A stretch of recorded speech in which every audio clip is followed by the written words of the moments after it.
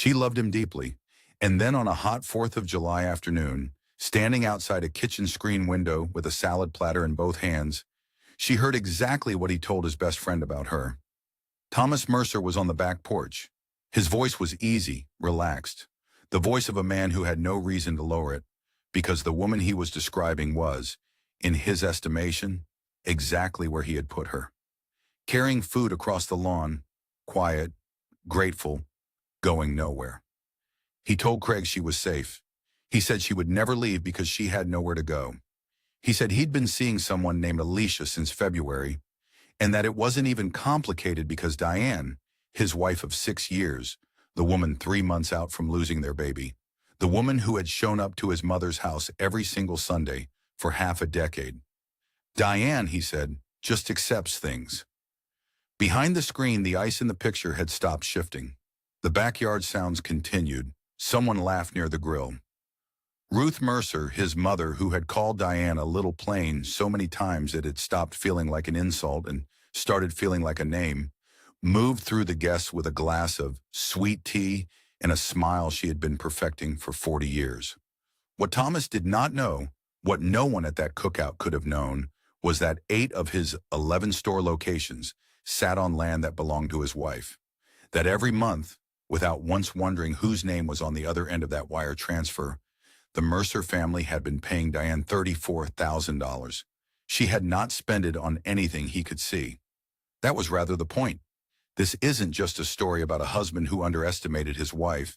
It's about what happens when a woman who loves someone genuinely, who chose patience over and over again, who grieved alone, who carried the salad platter and said nothing, finally decides that silence was a gift, not a sentence. If this story already has you, give it a like. It helps more people find it. Subscribe if you're new, because we tell stories here that don't end the way anyone in them expected. And drop a comment telling us where in the world you're watching from. This community shows up from everywhere, and that never gets old.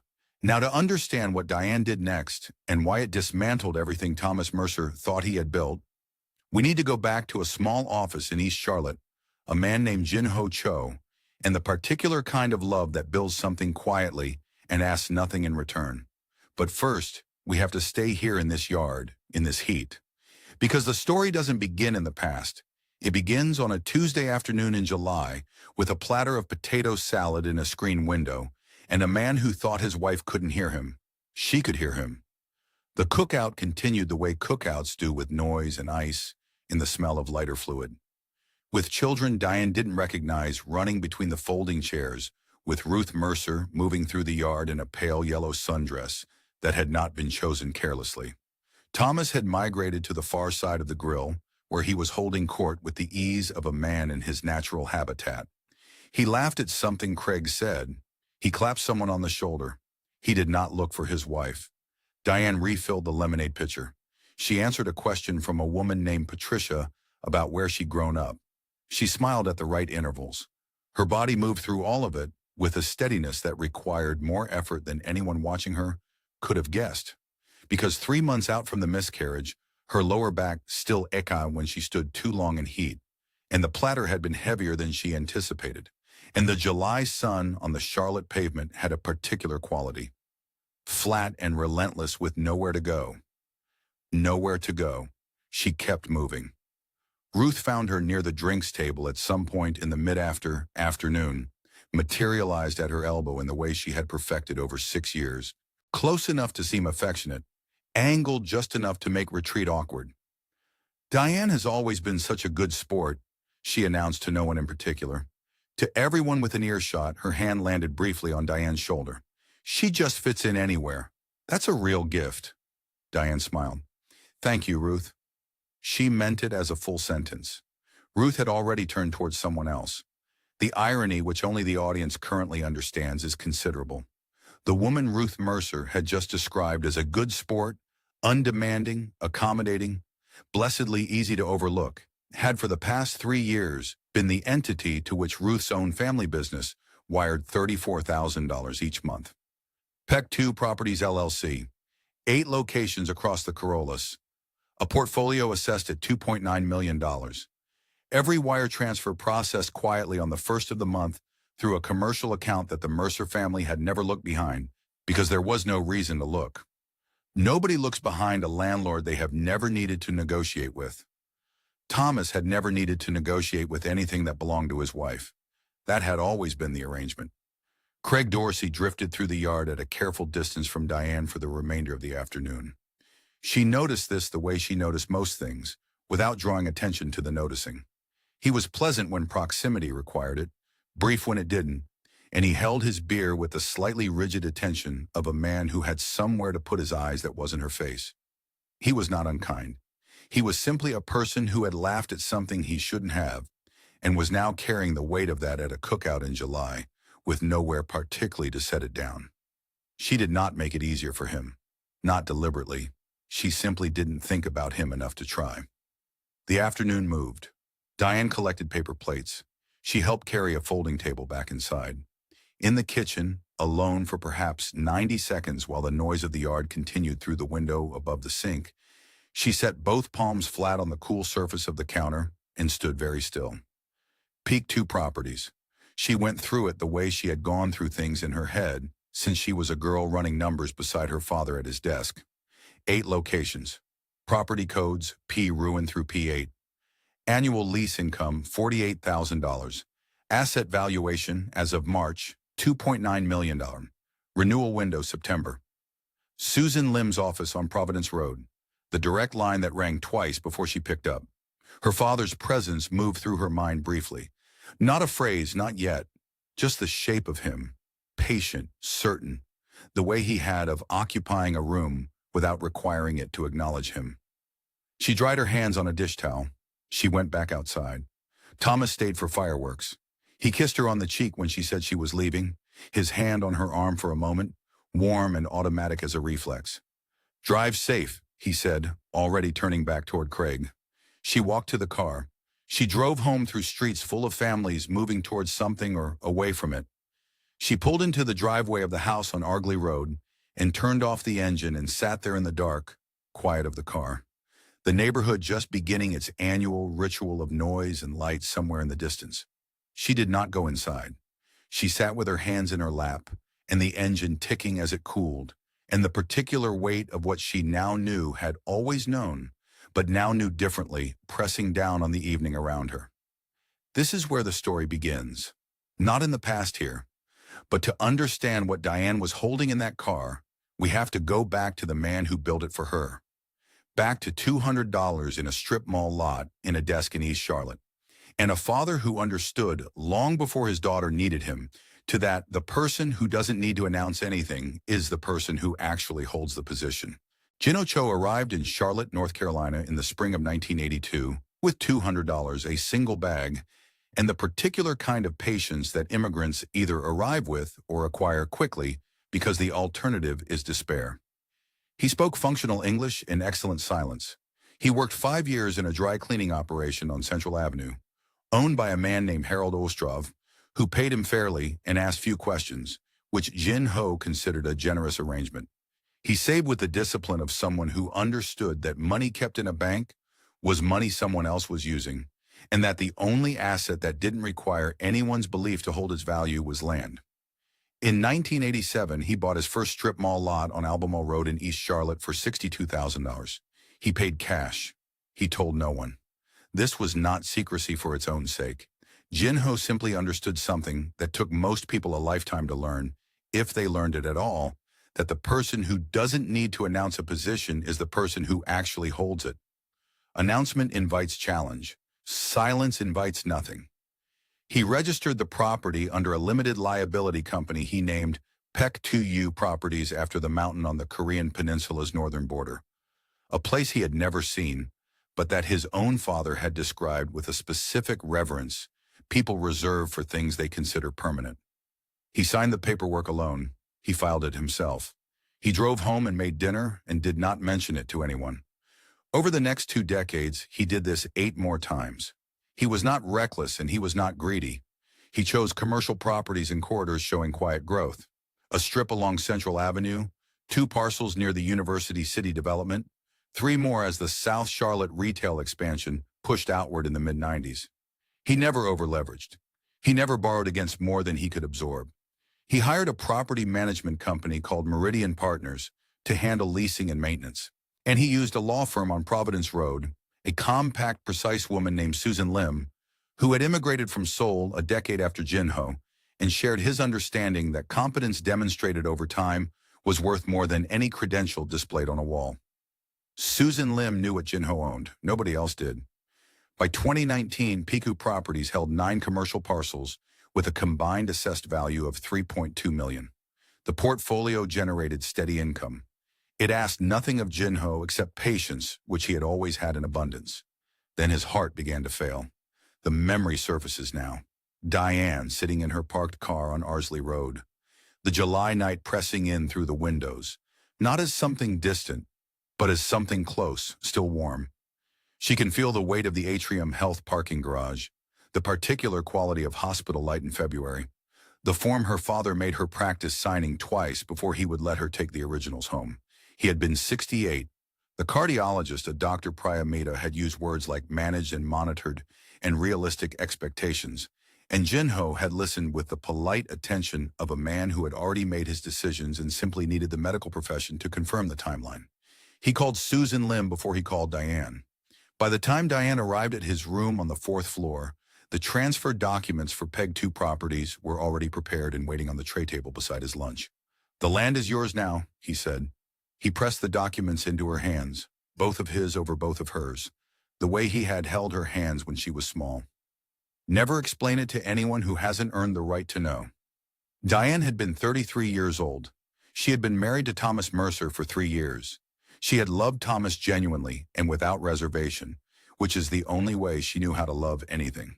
And her first impulse sitting in that hospital room holding the documents that made her the controlling owner of a $2.9 million real estate portfolio was to call her husband and tell him she did not.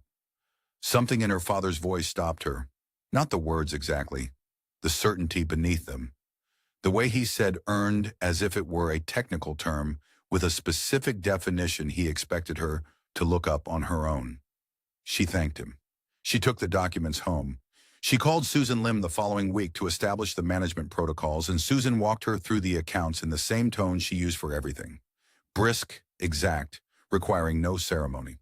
The properties were legally Diane's alone. PEG 2 had been established before the marriage. There was no commingling of marital assets. Susan had already confirmed this. It was in the precise language of North Carolina property law, entirely separate. Diane put the documents in a locked fireproof box in the back of her closet. She did not mention them to Thomas. In those early years, this felt less like a secret and more like an inheritance she hadn't yet found the right moment to explain. Thomas was charming then, genuinely warmly curious about her, about Jinho, about the quiet self-sufficiency she carried in ways he found appealing rather than suspicious. He would come home from the Mercer offices and find her at the kitchen table running numbers on something, and he would lean over her shoulder and ask what she was working on, and she would close the laptop and turn, and he would already be laughing at something already moving into the next part of the evening, and the moment would pass. He asked her once in the first year of the marriage what Jinho had actually done for a living. Diane smiled. "Real estate," she said, and left it there. Thomas nodded and moved on to something else. He never asked again, and in that small, unremarkable silence, that single drop thread, the shape of the next 6 years was already being quietly formed. That Thomas never asked again is the first sign of what the marriage would become. Not a sign Diane read at the time. She was 31 years old, newly married, living in a house on Ardsley Road that Thomas had chosen and furnished largely before she arrived in it. And she was still in the early, careful work of learning the shape of someone else's life, well enough to move through it comfortably. She told herself the question he didn't ask was just one question. People didn't ask everything. That was normal. That was privacy. That was two people still becoming known to each other. She believed this for longer than she should have. That is not a criticism. It is simply what love does when it is genuine. It extends the benefit of the doubt past the point where doubt has already accumulated enough evidence. The second year of the marriage brought the business expansion. Thomas had been managing 7 Mercer Home Furnishings locations when they married. By the spring of their second year together, he was negotiating leases on 3 more. And the financial pressure of that growth had settled into him the way pressure settles into certain men, not as something he named or discussed, but as a temperature change, a tightening, a shortening of the space between who he wanted to be and who he had bandwidth to be on any given evening. He came home later. He ate quickly. He answered Diane's questions about his day with the compressed efficiency of someone who had already spent everything he had elsewhere. Diane cooked. She kept the house. She went to Ruth Mercer's house every Sunday for dinner, which had become a ritual in the first year and calcified into obligation by the second. And she sat across from her mother-in-law and absorbed the particular conversational style Ruth had perfected over decades. The warm observation that landed like a verdict, the well-placed pause that said more than the sentence around it. It was at a Sunday dinner in the third year that Ruth said it for the first time. They were discussing a cousin's wedding, the photographs, the bride's particular quality of ease in a crowd, and Ruth turned to Diane with an expression of genuine seeming fondness and said, "You know, I've always thought you were a little plain, but there's such a sweetness to it." Thomas's first wife was a lot to manage. She said, "First wife, the way people say things they know will land, but require plausible deniability." Then she passed the rolls. Diane took a roll. She said, "Thank you." She meant neither word. Then the miscarriage happened. She was 4 months along when it ended on a Thursday morning in March in the bathroom of the house on Ardsley Road. While Thomas was already at the office, she called him from the floor. He came home.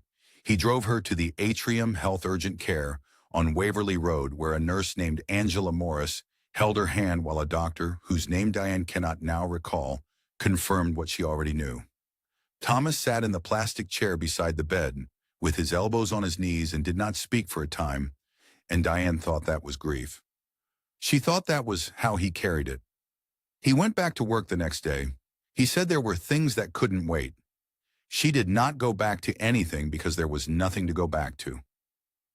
She lay in the house on Ardsley Road and moved through the days with a careful steadiness that cost her more than anyone who saw her could have.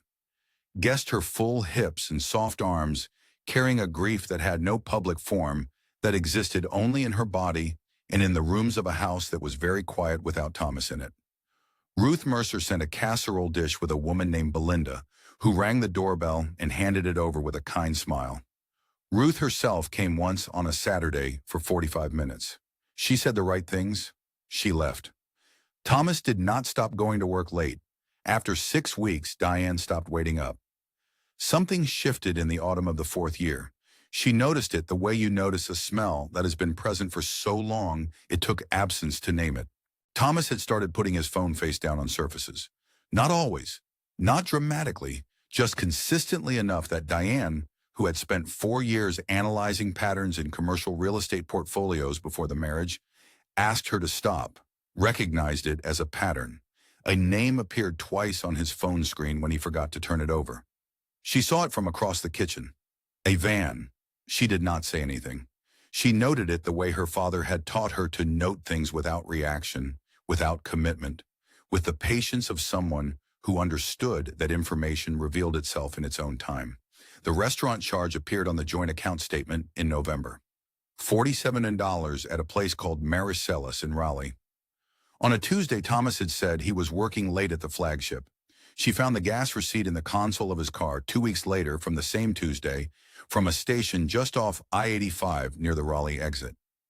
She found the parking stub from the same trip folded in the inside pocket of his gray blazer when she sent it to the cleaner. She stood in the kitchen holding the stub for a moment. Then she put it back.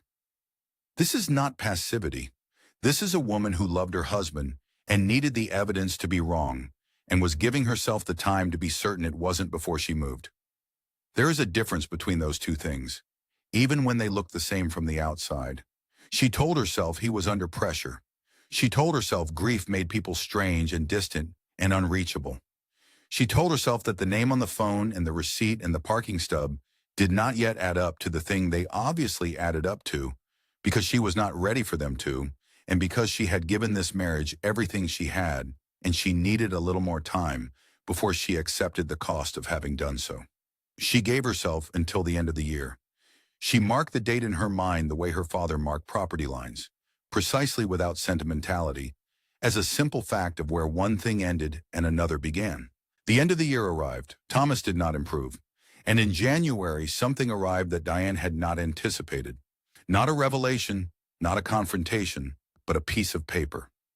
A letter from Mercer Home Furnishings Corporate Accounting Department addressed to her informing her that the joint household account had been restructured and that her personal credit card, the Visa ending in 44701, which she had carried for 4 years and used for groceries, for gas, for the occasional purchase she did not feel she needed to explain, had been deactivated. A new household account had been established. A debit card was enclosed. Purchases over $200 required a receipt submitted to Thomas's assistant, Monica Hale, by the end of each week. Diane read the letter twice at the kitchen table. Then she folded it and placed it back in the envelope. When she raised it with Thomas that evening, he was already moving through the kitchen toward the refrigerator, and he answered her without turning around. The business was under pressure. He needed visibility into all household expenditures. It was temporary, he said. Temporary, the way people say words they have chosen specifically because they cannot be held to them. She did not argue. She noted the shape of what had happened and filed it alongside the parking stub and the gas receipt and the name of Vand in the part of herself where she kept things she was still deciding what to do with. This is what financial control looks like when it is done carefully. It does not arrive as cruelty. It arrives as management, as practicality, as the reasonable concern of a man under business pressure who needs to understand where the household money goes. It is designed to feel like administration rather than what it is, which is the systematic removal of a woman's ability to move without permission. Diane had spent 4 years analyzing commercial real estate portfolios. She understood leverage. She recognized it now applied to her own life, and the recognition sat in her chest like something cold. Ruth Mercer's contribution to this period was characteristically indirect. She did not speak to Diane about her concerns. She spoke about Diane in the third person to whichever family members were within conversational range. A cousin named Dale heard from Ruth that Diane had been struggling since the pregnancy. Thomas's Aunt Patricia, who lived in Greensboro and sent Christmas cards, received the impression that Diane was not quite managing the household the way Thomas needs. The word instability began its quiet circulation through the family network, like weather moving through a region. Nobody could point to where it had started, but everyone could feel it. Diane heard none of this directly. She heard it the way you hear things in a family that is not quite yours.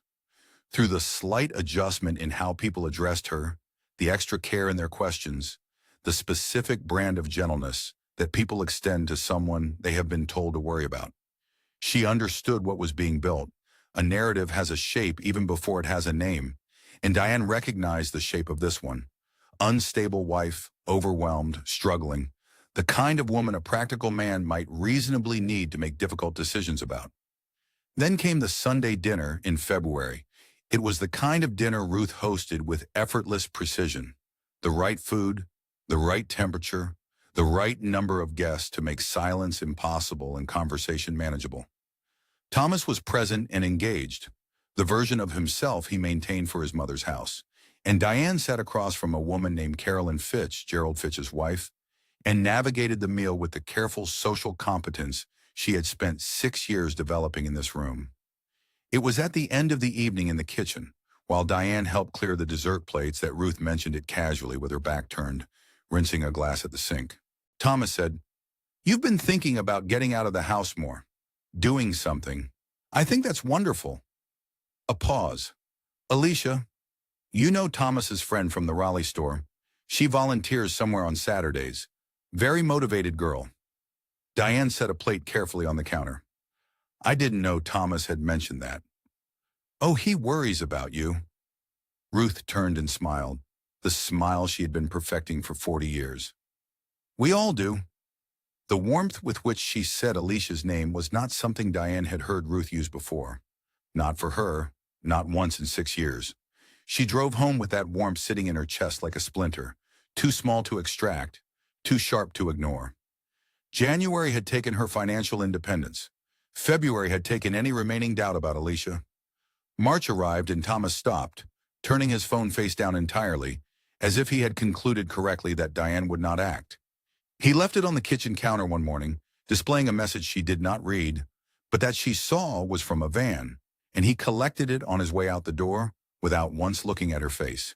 He had made a calculation. She saw it clearly. He had decided she was contained. The irony which the audience already knows and which must be savored slowly is this. Every month that Thomas tightened his control over the household account, PC2 Properties received $34,000 from the Mercer corporate account. The man restricting his wife's access to $200 purchases was funding her with $48,000 a year. He had spent 6 years building her exit while believing he was building her dependence. He didn't know. He didn't notice. He didn't ask. One evening in March, standing in the kitchen while Thomas was somewhere she didn't track anymore, Diane opened her phone to her contacts.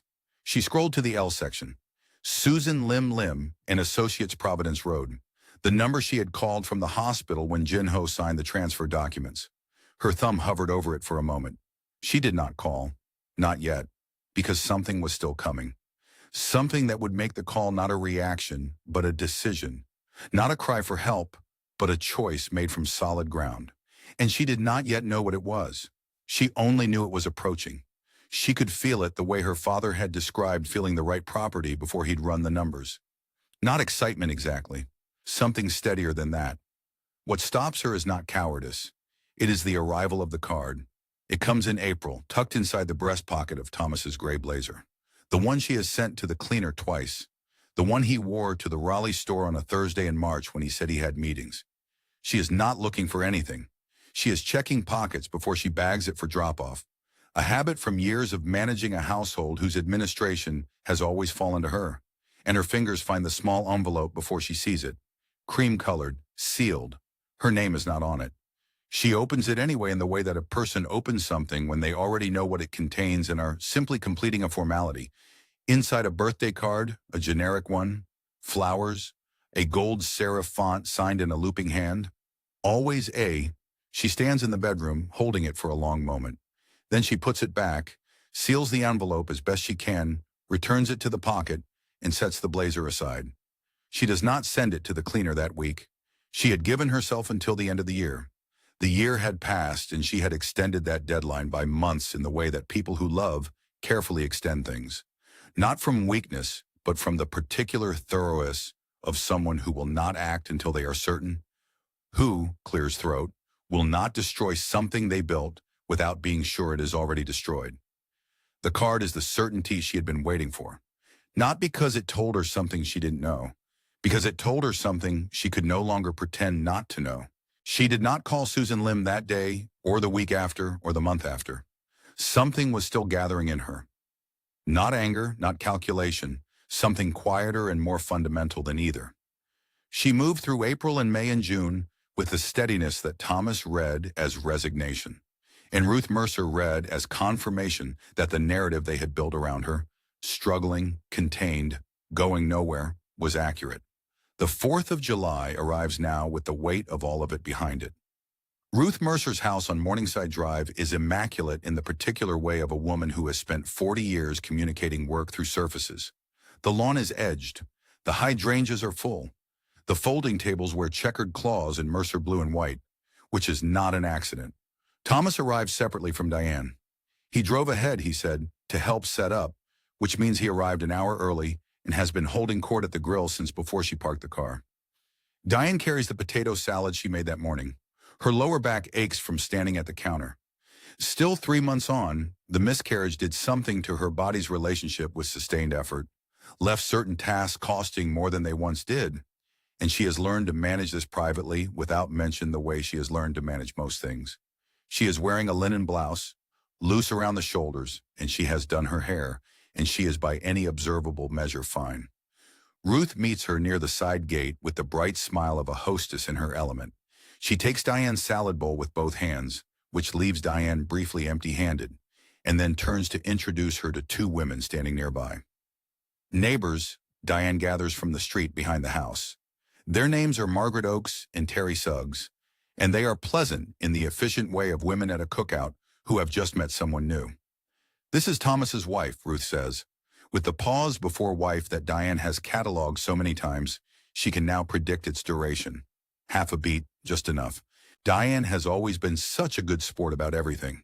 She says it to Margaret and Terry rather than to Diane, which is the specific grammar of the move, speaking about someone in their presence, as though their presence is merely decorative. She's just one of those people who fits in anywhere plain, but there's a sweetness to it. No fuss. Margaret smiles. Terry nods. Diane smiles back at both of them. She has learned over 6 years that there is no response to this. Any response confirms the description.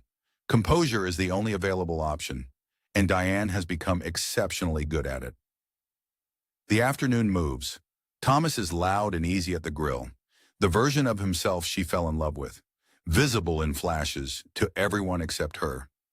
She watches him work the yard with the detached clarity of someone who has spent months learning to see something without flinching.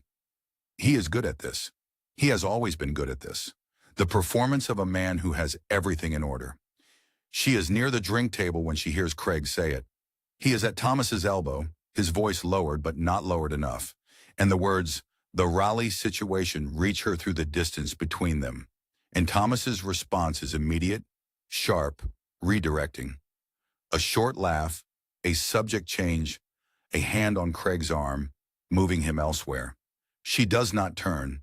She refills a cup with lemonade and sets the pitcher down. Then Ruth asks her to bring the potato salad from the kitchen. Diane carries the platter across the lawn. The July heat presses down on her shoulders, flat and relentless. Her body moves carefully. Her arms hold the weight of the platter steadily. She is passing the kitchen screen window when she hears Thomas's voice from the back porch. Easy and amused talking to Craig. She has heard this conversation once before at the top of this story when it arrived as a cold shock. She hears it now with 6 years of context behind every word. It is worse. Not because the words have changed, because she understands now exactly what they cost her to have loved someone capable of saying them. She hears safe. She hears nowhere to go. She hears Alicia's name and not even complicated, and she just accepts things. She hears Craig laugh. She hears Thomas laugh again. She stands in the sunlight and does not move. Then she sets the salad on the picnic table. She goes back inside for napkins in the kitchen alone. She places both palms flat on the surface of the counter. The sounds of the cookout continue through the screen behind her. She breathes. She steadies.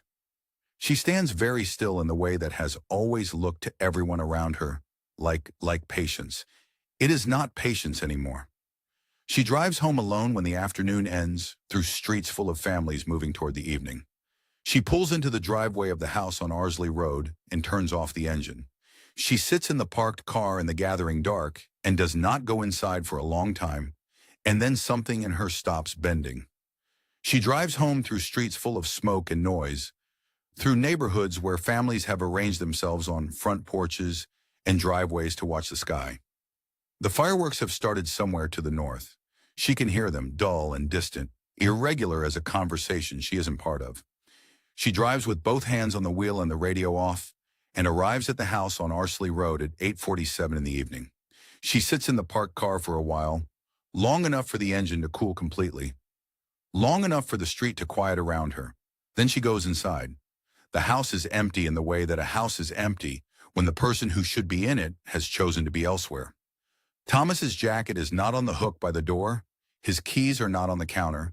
The rooms hold the specific quality of a space that has been organized around someone's absence, and Diane moves through them without drama. Through the kitchen, through the hallway, past the closed door of the room that was supposed to become something else and didn't. And she does not perform grief, and she does not perform composure. She is simply moving through her own house in the dark on the 4th of July, and she is entirely alone. She sits at the kitchen table. The narration has described Diane across 5 chapters now in the language of accommodation, soft-spoken, careful, moving, gently, absorbing. That language ends here. Sitting at the kitchen table in the quiet house, Diane is not described as gentle or soft or careful. She is still. There is a difference. Gentleness is offered to others. Stillness belongs only to yourself. And for the first time in 6 years of this marriage, Dian Cho is entirely exclusively in possession of herself. Her father's voice arrives not as comfort, not as memory surfacing at the edges of grief, but as instruction, plain and present. Never explain it to anyone who hasn't earned the right to know. She has heard this line in 2 registers before, once as a hospital room gift she didn't fully understand, and once as a caution that quietly shaped a decision she didn't consciously make. Now it arrives as a coordinate. Thomas has not earned the right. He established that clearly through the screen window in the voice of a man who had never once considered that his wife might be listening. He disqualified himself. She did not disqualify him. He made sure of it himself. She goes to the bedroom. In the back of the closet, behind the hanging garment bags on the left side, is a fireproof lockbox she bought the year after Jinho transferred the PEC2 documents. It is gray, approximately the size of a shoebox, and Thomas has never asked about it. She sets it on the bed and opens it with the small key she keeps on a ring in her coat pocket, separate from everything else inside the PE2 properties portfolio. 8 property files, each tabbed with a code she established with Susan Lim, P01 through P08. The original deed documents notarized and dated, each one bearing a name that has not changed since the LLC was first registered. The name her father gave her, the name on every contract and every wire transfer record and every lease agreement the Mercer family has signed for. 6 years without once wondering whose it was, not Mercer, Cho. She opens each file in sequence. P101 Albemarle Road, the first lot Jinho ever bought. P4 and P5, the university parcels. P06 through P8, the South Charlotte corridor properties, where 3 of the Mercer stores have operated since the expansion. She does not rush. She reads the renewal clauses she has read before, but reads them now with the attention of someone who is not reviewing, but deciding. The annual renewal window opens on the 1st of September. It is currently the 4th of July. She has 8 weeks. She picks up her phone. It is 9:23 in the evening. She dials Susan Lim's direct line, which Susan has answered at stranger hours than this without once suggesting it was inconvenient. Susan picks up on the second ring. Diane says she needs the renegotiation documents prepared for the September renewal window. She says she wants to appear at the signing herself as controlling owner, and she wants this arranged without advance notice to the Mercer family. She says she needs the new market rate terms calculated for all 8 properties and presented at the meeting as a formal position, not a preliminary conversation. Susan is quiet for a moment. Then she asks one question. Diane says yes. I'll have the documents ready by August 15th. Susan says, I'll contact the Mercer corporate office to confirm the signing date. Standard procedure. A pause, not uncertainty, just the natural gap of a competent person organizing. They won't know to ask why the process looks the same. The call ends 2 minutes and 11 seconds. Diane sets her phone down on the nightstand. She returns the portfolio to the lockbox, closes it, carries it back to the closet. She does not feel what she had braced herself to feel, which was the hot, unsteady vertigo of a decision made from emotion. She feels instead the particular quiet that comes after a decision that was actually made some time ago and has simply been waiting for the person to catch up to it. The decision was made in a hospital room in February 3 years ago when her father pressed documents into her hands and said the land is yours now. It was made every month when $34,000 moved from the Mercer corporate account to PCU. It was made afternoon on a lawn in July heat with a salad platter in her hands and Thomas's voice coming through she makes tea Earl Grey from the box she keeps on the 3rd shelf of the pantry.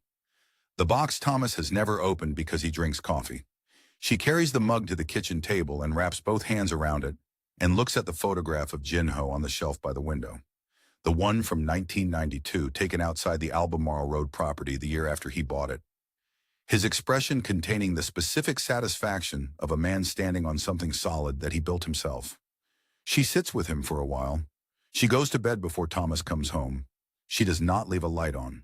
She lies in the dark in the house on Arsley Road and listens to the last of the distant fireworks fade and then stop and the neighborhood settle back into ordinary summer silence. For the first time in months, she sleeps without difficulty. 8 weeks pass. The narration could fill them with scenes with Sunday dinners attended and household receipts submitted, and Thomas moving through the house with the ease of a man who has concluded the situation is resolved. But the truth is that Diane moves through those weeks in a way that doesn't require narration. She is steady. She is present when presence is required. She submits the receipts to Monica Hale without comment. She attends the Sunday dinners and absorbs Rose's warmth toward a name she recognizes and does not react to. She sleeps well. She eats. She calls Susan Lim twice. Once in mid-July to confirm the document timeline. Once in late August to confirm the meeting date. Thomas reads her steadiness as acceptance. He has always mistaken stillness for surrender. Ruth Mercer reads it as defeat, as the quiet of a woman who has finally understood her position and settled into it. Neither of them is paying attention to the calendar. September arrives. The Mercer Home Furnishings corporate office occupies the third floor of a building on South Tryon Street in Uptown Charlotte. Glass and brushed steel, the aesthetic of a company that has spent 2 decades signaling that it has arrived. The conference room at the end of the hall has a long oval table, 12 chairs, and a window that looks south toward the interstate. On the 12th of September at 10 in the morning, Thomas Mercer and his mother Ruth arrive together, as they do every year for the annual lease renewal signing. It is routine. It has always been routine. Gerald Fitch is already at the table when they come in, his briefcase open, his tie slightly too formal for a Tuesday morning meeting with a property management company's representative. Thomas pours coffee from the credenza. He is relaxed in the way of a man who does not anticipate surprises. He asks Gerald something about the terms, and Gerald says the terms are unchanged. Standard renewal, 30 minutes and they'll be done. Ruth takes a seat on the far side of the table, sets her handbag on the chair beside her, and smooths her jacket with the automatic precision of a woman who has been composing herself in rooms for 40 years. Susan Lim arrives at 10:04. She is compact and unhurried, dressed in a charcoal suit that says nothing unnecessary about itself. She carries a leather portfolio under one arm. She introduces herself, Susan Lim, Lyman Associates, Providence Road, and shakes hands with Gerald, who nods with the professional recognition of one attorney meeting another. Thomas assumes she is new personnel from Meridian Partners, the management company, and says so with the comfortable authority of a man who assumes he already understands the room. Susan does not correct him. She takes her seat at the end of the table, sets the portfolio in front of her, and folds her hands. Then the door opens again. Diane enters. She is dressed simply. Dark trousers, a cream blouse, her hair neat. She carries nothing except a black leather portfolio, the same one she brought out of the lockbox in the bedroom closet on the night of the 4th of July. She does not look at Thomas when she enters. She looks at the table, locates her chair beside Susan, and sits down. The room takes a moment to catch up with itself. Thomas's expression moves through 3 stages, and the audience, who has been watching him operate on a completely false map for 7 chapters, gets to see all 3. First, surprise, genuine, and unguarded. The expression of someone who had no reason to expect this, and therefore prepared no response to it. Second, confusion, which is the mind working to locate an explanation that doesn't require the conclusion it is approaching. Third, the beginning of understanding. Not the full understanding, not yet, but the first cold edge of it, settling somewhere in his chest. Ruth's face simply closes like a window shutting against weather. Gerald Fitch looks between the 2 women and says nothing. Susan opens her portfolio. She removes a document and places it in the center of the table. The PAC2 Properties LLC registration filed with the North Carolina Secretary of State's office, bearing Diane's name as controlling owner, notarized and dated 3 years prior. She slides it toward Thomas without ceremony. PEC2 Properties is represented today by its controlling owner. Susan says, Diane Show. Thomas looks at the document. He looks at it for a long time. The name on it is not Mercer. It has never been Mercer. On every wire transfer, on every lease agreement, on every deed and filing and registration in the PEC2 portfolio, the name is Cho. It has always been Cho. Gerald Fitch reaches across and reads the document himself. Something changes in his face. Not shock, but the controlled recalibration of a man who has just identified a gap in his due diligence that he will be thinking about for a long time. Susan continues. She opens the portfolio further and begins placing documents on the table with the unhurried efficiency of someone who has been waiting 8 weeks for this moment and intends to use every second of it correctly. 8 property files, 8 deeds, each one tabbed with a code, PU1 through PU008, each deed bearing Diane's name, each accompanied by a full lease history, the Mercer family signatures, the wire transfer records, 6 years of monthly payments totaling in aggregate $2,148,000. The annual lease renewal window is open as of September 1st. Susan says, PEC 2 Properties is exercising its contractual right to renegotiate terms. We have prepared a revised rate schedule reflecting current market valuations for all 8 properties. She produces another document. The aggregate monthly increase is $19,000, bringing the total to $53,000 per month. She sets it on the table. Alternatively, PC2 will consider a sale of the portfolio to a preferred buyer to be named at PEC 2's discretion. Gerald Fitch says, I'd like to request a brief recess. No, Susan says. It is one word delivered without inflection, and it lands in the room like something solid. Thomas has not moved. He is looking at the deed for Piero Ronan 1, the Albemarle Road property, the first lot Jin Ho Cho ever bought. The one where he stood in 1992 and let someone photograph him with the particular satisfaction of a man standing on something solid he built himself. Thomas is looking at the name on it. He is doing the arithmetic that the audience has already done. $34,000 a month, 6 years. The wire transfers that left the Mercer corporate account on the first of every month without anyone thinking to wonder where they went. Ruth Mercer is very still. Susan reaches into the portfolio one final time and produces a single page, a formal announcement prepared on Lim and Associates letterhead. She does not read it aloud. She slides it across the table to Thomas and allows him to read it himself. It describes the establishment of the Jin Ho Cho Foundation for pregnancy loss funded through PEC 2U Properties Net Income, operating in Charlotte with a mission of supporting families experiencing pregnancy loss. The announcement carries Diane's name as founder. The press release date is today. The grief that Thomas left unattended for 3 months in a house on Arsley Road has just become a permanent public institution. His absence from it is now in the precise sense part of the record. Thomas reaches under the table for his phone. He thinks no one notices. The audience notices. He is texting Alicia. The woman he told Craig wasn't even complicated. She will not respond today. She will not respond tomorrow. The audience already knows this. They have known it since February, since a birthday card with flowers and a looping signature, since a parking stub folded in a blazer pocket. Alicia Van has always been a practical person. She will process what has happened to Thomas Mercer with the same practicality she has applied to everything, and she will be done with it before he understands it has begun. The room is very quiet. Diane looks at Ruth Mercer. Ruth, who called her a little plain at 6 consecutive Thanksgivings. Ruth, who said, she just fits in anywhere, to 2 women at a cookout in July while Diane stood holding a salad platter and said nothing. Ruth, who circulated the word instability through a family network and delivered warmth toward a name she knew Diane would recognize and was not supposed to. Ruth, whose composure has never once failed in Dean's presence across 6 years of Sunday dinners and holidays and deliberate, loving diminishments. Ruth's composure has failed now. It is visible only in the stillness, too complete, too rigid. The composure of a woman holding herself together through effort rather than ease, which is how you know it has already broken underneath. Diane says it quietly, entirely without heat. The deed has my name on it. It always did. She does not look at Thomas again. She clears throat, closes her portfolio. She stands. She walks to the conference room door, opens it, and steps into the hallway where the September light comes through the window at the end of the corridor in long level panels, and the building sounds resume.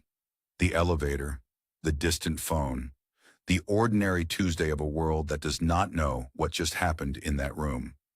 She does not look back. Behind her, Thomas Mercer is still sitting at the conference table, looking at a deed with his wife's name on it, trying to understand how 6 years of a marriage could have contained something this large that he simply never thought to look for. What happens to each person in that room over the following weeks is the last thing the story needs to tell. What happens to each person in that room over the following weeks is, in the end, a story about gravity. Things at a certain height, when the structure holding them is removed, simply fall. The Charlotte Business Observer ran the item on a Thursday, 11 days after the September meeting.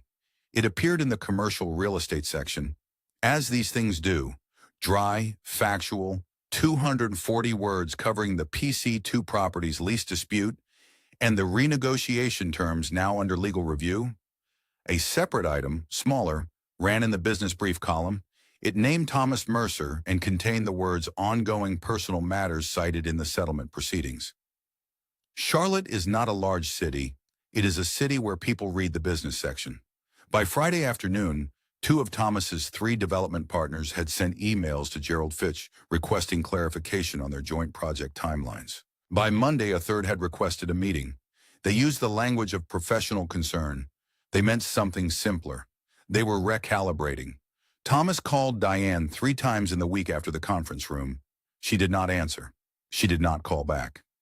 His attorney contacted Susan Lim with a settlement offer on the 14th of September. Susan conveyed the terms to Diane in a phone call that lasted 6 minutes. Diane accepted the provisions covering the education trust, a structured account, fully funded, sufficient for every stage of the future she was building, and declined the rest. She did not want the house on Arsley Road. She said so simply. Susan noted it and moved on. Alicia Van, the audience will not be surprised to learn, processed the situation quickly. Thomas called her from the parking lot of the corporate office on the afternoon of the 12th after the conference room emptied, and Gerald Fitch had gathered his briefcase without making eye contact. She did not pick up. He called again the next morning. She did not pick up then either. 2 weeks later, she called him back. She had accepted a transfer to the Asheville location. Her voice on the phone was pleasant and brief in the way of someone who has already completed an internal transaction and is simply notifying the relevant parties. She had always been a practical person that had always been in its way. The truth of it. Ruth Mercer's Sunday dinners stopped, not announced, not explained. They simply ceased to appear on the calendar that autumn, the way certain things cease when the performance requires more than the performer currently has. The family contracted around itself. Thomas's Aunt Patricia, who lived in Greensboro and had received Ruth's careful impressions of Diane's instability over several years, sent Diane a card in October. It said very little. It meant in its way something. Thomas came to the house on Arsley Road on a Tuesday evening in late September. Diane was in the kitchen when she heard the car. She went to the door and opened it before he knocked. He stood on the front step in the particular posture of a man who has rehearsed a conversation and can feel from the way she is looking at him that it will not land the way he prepared it to. He began a sentence. It contained the word repair. He did not finish it. Something in Diane's face, not hardness, not cruelty, simply the face of a woman who is no longer available for this, stopped him in the middle of the word. She said his name once, then she closed the door. She stood in the hallway for a moment and listened to his footsteps on the walk, then the car door, then the engine, then quiet. She did not feel triumph. She felt the specific relief of a woman who has finally stopped carrying something that was never hers to carry. The Jinho Cho Foundation for Pregnancy Loss was formally announced on the 1st of October with a small gathering at the Atrium Health Community Center on Waverly Road, Snorts, the same facility where Diane had sat beside Angela Morris, the nurse, and received the confirmation she had already known. There were perhaps 30 people. Susan Lim attended. Diane stood at the front of the room in a dark blue dress and said a few words about her father, about the strip mall on Albemarle Road, about the desk, about a man who understood that the most durable things are built quietly and last. She did not mention Thomas. She did not need to. The foundation was named for Jinho. The work it would do was named for the grief she had managed alone in a house on Arsley Road, while her husband worked late and kept his phone face down on surfaces. Her grief had become something permanent. His absence from it had become, in the only way that mattered, part of the record. She moved into a smaller house in November, in the Belmont neighborhood east of the city, lighter than the Arsley Road house in every sense. Fewer rooms, more windows, a kitchen that faced the morning. She had chosen it herself with her own money and her own name. On a Tuesday afternoon in October, before the move, before the foundation ceremony in the last weeks of the year's turning, she drove to the strip mall on Albemarle Road. She parked in the lot her father had purchased in 1987 for $62,000 in cash, And snorts, she walked up the exterior stairs to the second-floor office, where Jinho had kept his desk. Meridian Partners had offered to clear the space. She had asked them to wait. She sat down in her father's chair. She set both palms flat on the surface of the desk, the same desk where he had pressed the peck to transfer documents into her hands, where he had held both of hers and both of his, where he had spoken the only line of philosophy she has ever needed. She said it aloud for the first time in the narrative. She said it aloud, not as memory, not as instruction, not as coordinate, as eulogy, as inheritance, as the closing of a very long parenthesis. "The land is yours now," she said to the quiet room. "Never explain it to anyone who hasn't earned the right to know." The office held the words for a moment, then it released them. This is what the story has really been about. Not a lease dispute, not a conference room. Not a man who underestimated a woman and paid the price for it in the way that men who underestimate women always eventually pay. It has been about the difference between visible power and real power. Visible power announces itself at a cookout, at a dinner table, through a screen window, in the grammar of a well-timed pause before the word wife. Real power does not announce anything. It simply holds its position patiently until the moment the record corrects itself. She loved him deeply, and when she heard what he told his best friend about her, she understood at last that love and loyalty are two different things, and that she had given 6 years of both to a man who had mistaken her generosity for the absence of anything worth taking seriously. He was wrong. Her father knew he would be. He prepared for it accordingly. If this story stayed with you, if you recognize something in Diane's patience or her composure, or the particular cost of loving someone more generously than they deserved, leave a comment below and tell us which moment hit you hardest. And wherever in the world you're listening from tonight, we would love to know. This community reaches further than you might imagine, and every location in the comments reminds us why these stories matter. On a Tuesday afternoon in October, in a small office above a strip mall on Albemarle Road in East Charlotte, a woman sat at her father's desk with both palms flat on the surface and felt for the first time in longer than she could clearly remember, entirely like herself. A single PCU deed lay on the desk in front of her, property code P01, her name on it in the notary's careful hand. The office was quiet. She did not need to explain anything to anyone. She never did.